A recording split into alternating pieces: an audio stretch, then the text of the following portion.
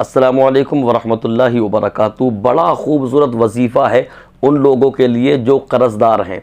आप अगर कर्ज़दार हैं और कर्ज़े की अदायगी के असबाब पैदा नहीं हो रहे, आप परेशान हैं, है ना, आप मकरूज़ हैं, कर्ज़दार हैं आप, और जिसका कर्ज़ा है वो बार बार आप पर जो है आपको फ़ोन करके बोलता है, आपको कभी मैसेज भेजता है, कभी किसी तरीके से कभी किसी तरीके से आप तक ख़बर पहुंचा रहा है कि भाई मेरा कर्ज़ा वापस दो, और आप देने की कंडीशन में नहीं है, तो याद रखिए जो मैं वजीफ़ा बताने जा रहा हूँ, अगर आप इस वजीफ़े को पढ़ेंगे तो अल्लाह पाक आपके लिए कर्ज़े की अदायगी का असबाब पैदा फरमा देगा। तो पहली चीज़, अगर आप कर्ज़े से परेशान हैं तो इस वजीफ़े को पढ़ें। आप अगर कारोबार से परेशान हैं तो भी इस वजीफ़े को पढ़ें। किसी से मोहब्बत करते हैं तब भी इस वजीफ़े को पढ़ें।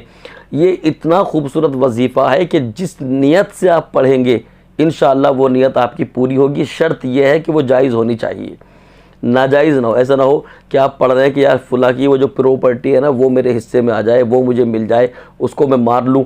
ठीक है, इस नीयत से अगर आप पढ़ रहे हैं तो कोई फ़ायदा होने वाला नहीं है, बल्कि आपको नुकसान पहुंच सकता है। तो अगर आप किसी नाजायज़ काम के लिए या गलत काम के लिए आप इसको पढ़ेंगे तो आपको नुकसान हो जाएगा। अगर आप सच्ची नीयत के साथ अच्छे काम के लिए अगर इस वजीफ़े को पढ़ेंगे तो इंशाअल्लाह इसकी बरकतों से अल्लाह पाक आपकी जायज़ नियतों को पूरा फरमाएगा।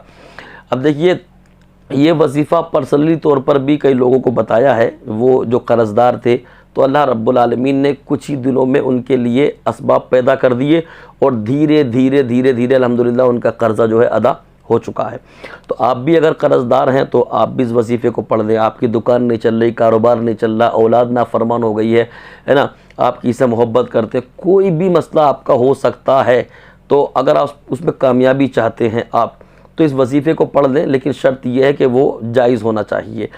पढ़ना क्या है, आपको एक सांस में 7 मरतबा आपको पढ़ना है, या वदूदू या वदूदू या वदूदू या वदूदू या वदूदू या वदूदू या वदूदू, ये पढ़ना है आपको।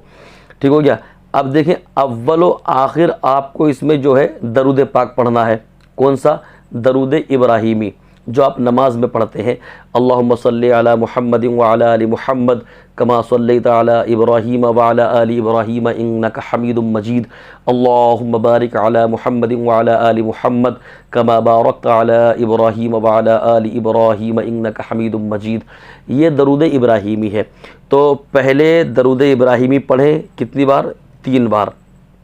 उसके बाद एक सांस में 7 मरतबा या वदूदू या वदूदू या वदूदू या वदूदू या वदूदू या वदूदू, 7 मरतबा हो गया एक सांस में। इस तरीके से इसको आपको जो है 100 मरतबा पढ़ना है, समझ रहे? इस तरीके से 100 मरतबा पढ़ना है आपको। और उसके बाद फिर आपको 3 मरतबा दरूद इब्राहीमी पढ़ना है। तो इस वजीफ़े को जिस नियत से भी आप पढ़ेंगे, अव्वल व आखिर 3 बार दरूद इब्राहीमी, बीच में एक सांस में 7 मरतबा या वदूदू 100 बार पढ़ना है। तो आप इस तरीके से जब इस वजीफ़े को पढ़ेंगे और नेक नियत होगी आपकी, तो मैं गारंटी लेता हूँ कि ऐसा हो ही नहीं सकता कि नेक नियत के साथ जायज़ काम के लिए आप ये वजीफ़ा करें और आपकी नियत पूरी ना हो। अल्लाह रब्बुल आलमीन आपको ज़रूर बिज़रूर वो चीज़ अता फ़रमाएगा जो आप उसकी ज़ात से मांग रहे हैं। और ये पढ़ने के बाद, पढ़ लिया आपने वजीफ़ा, अब पढ़ करके अपने रब की बारगाह से आपको दुआ मांगनी है। तो जो भी मांगेंगे इंशाअल्लाह वो ज़रूर मिलेगा। शर्त यह है कि वो जायज़ होना चाहिए। नाजायज़ चीज़ मांगेंगे तो हो सकता है कि आपके लिए ये वजीफ़ा उल्टा भी पड़ जाए।